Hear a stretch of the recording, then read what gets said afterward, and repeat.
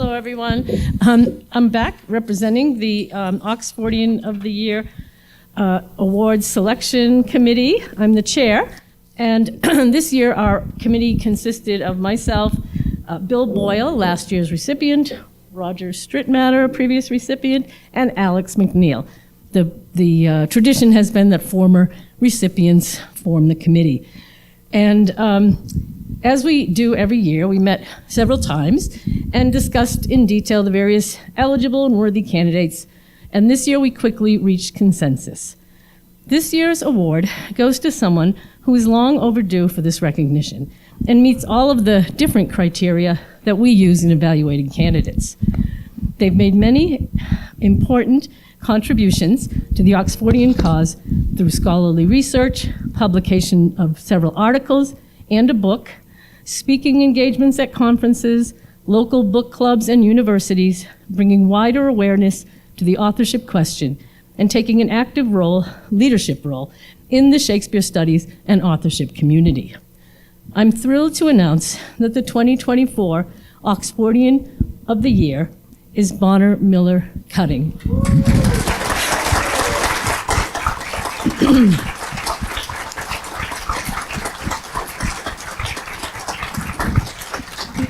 And I'm sorry that she can't be here, but she has recorded a response. So let me just say a bit about our decision and about Bonner.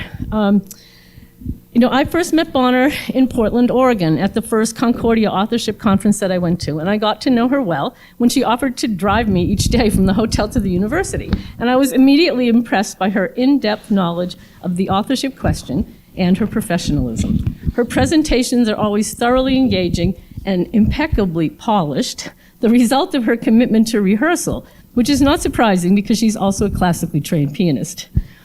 As a newcomer to the community, I admired her greatly and learned much from her. She became a great friend and mentor to me, encouraging me and supporting both my film projects and my research, and she continues to help me with my research terrifically.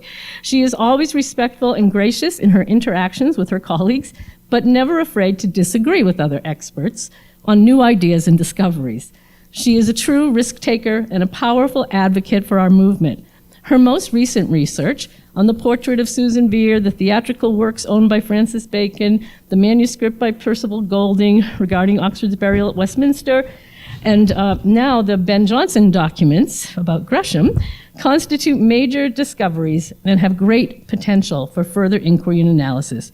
My hope is that she will soon publish another book.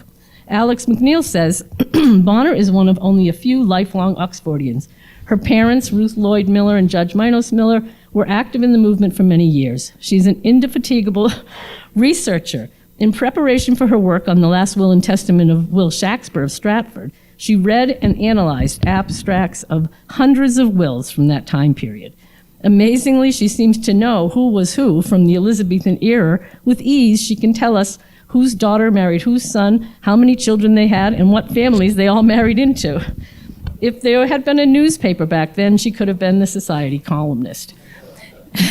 In addition to her book, Necessary Mischief, she's written more than 36 articles for Oxfordian publications on many different topics, including Oxford's £1,000 annuity, the wardship system, and the apparent misidentification of two women in portraits of that time. Roger Strittmatter adds, Bonner has a keen eye for relevance in the authorship question. Her work has strategically developed foundations passed on to all of us through the many years of research and scholarship of her parents, Judge Minos and Ruth Lloyd Miller.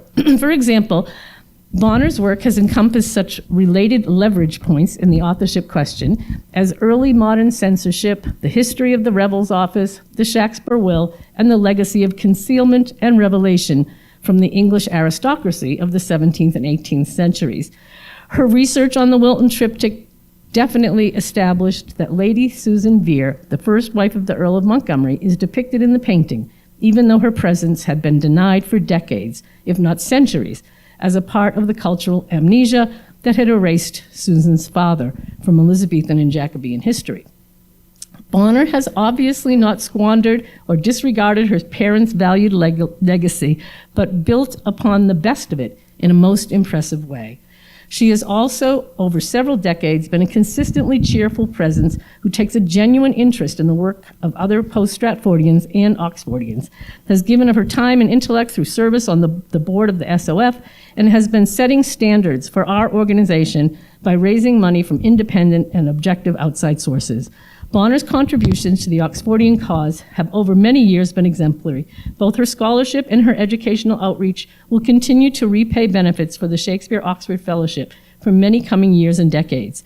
Bill Boyle notes that Bonner has also opened up the Miller Archives for everyone, which will be inventoried and cataloged, and SOAR will eventually help share this important resource with the Oxfordian community. Her generosity, diplomacy, and passion for the study of Shakespeare are boundless. I cannot think of a more valuable member of our Oxfordian community. Thanks so very much, Bonner. Congratulations.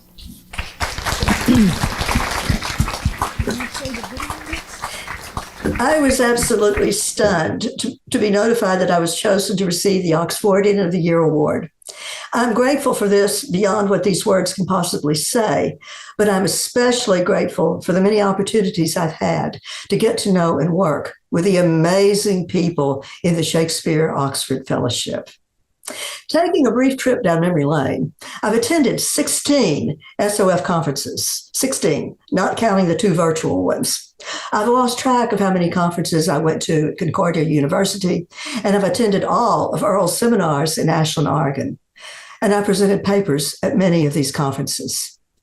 I'd like to think that what I have to offer to the Shakespeare Oxfordian studies is the result of being involved in the authorship question for a long time. It's often that we say that we stand on the shoulders of giants, and of course this is true for no one more than me. Both my mom and dad were great teachers, and many of their Oxfordian friends mentored me as I was getting started with independent research and writing articles. Speaking of my parents, I want to say a few words about how my family got started with this inimitable quest. It all began in the late 1950s when the American Bar Association Journal ran a series of articles on the authorship question. These articles were called Shakespeare Cross-Examination. A few years later, the articles were compiled into a book. Mom had been very interested in the journal series, and when the book became available, she ordered copies. So I had one all to myself. And this is it. This is the very book. Luckily, Mom rarely threw anything away. I was in high school at the time and was totally bedazzled, fascinated, overwhelmed by what I read in what we started to call the Little Green Book. I recall that I was working on the obligatory high school term paper. The notes for the paper were on index cards that I kept in a small wooden box. When the paper was done, I threw out the cards, and the new set of cards that went into the box would be dedicated to my research on the Shakespeare authorship question. Little did I know that my future in the world of Shakespeare authorship would have much more in store for me than a box of index cards.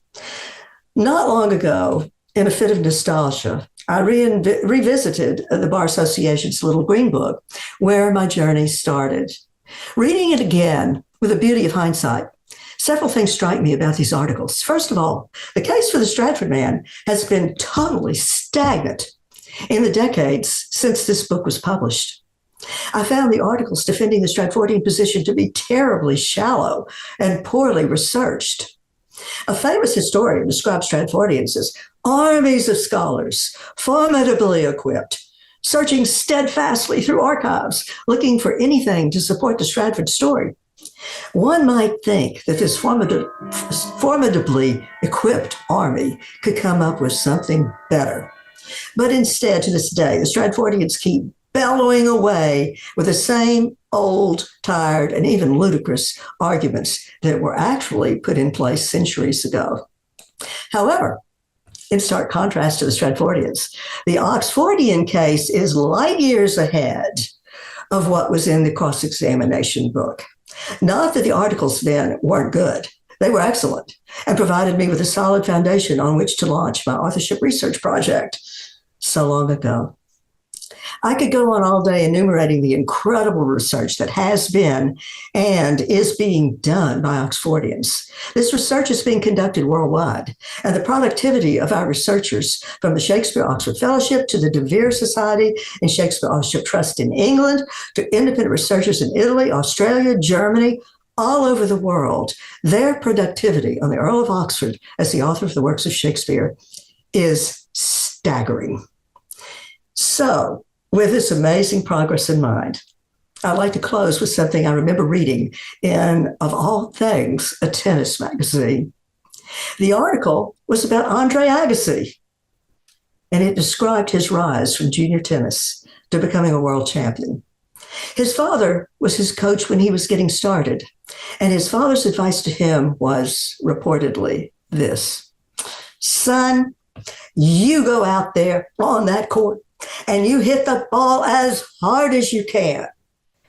And sooner or later, your shots will start falling in. I offer this as a metaphor for the work we're doing on our authorship studies. We do have a tough opponent on the other side of the net. We're up against a mainstream academia that is deeply ingrained with the Stratfordian story and a vastly profitable Shakespeare industry based on this story. But we're giving it our all, and I suggest that we're beating to smithereens the tired, shallow Stratfordian narrative. As a measure of our success, there are now thousands of signatories on the Internet Declaration of Reasonable Doubt, and this attests to a growing acceptance of the Shakespeare authorship question. Thank you again for this award, and do know that all of you have my most sincere appreciation for what you're doing for this phenomenal cause that we care so much about. Thank you.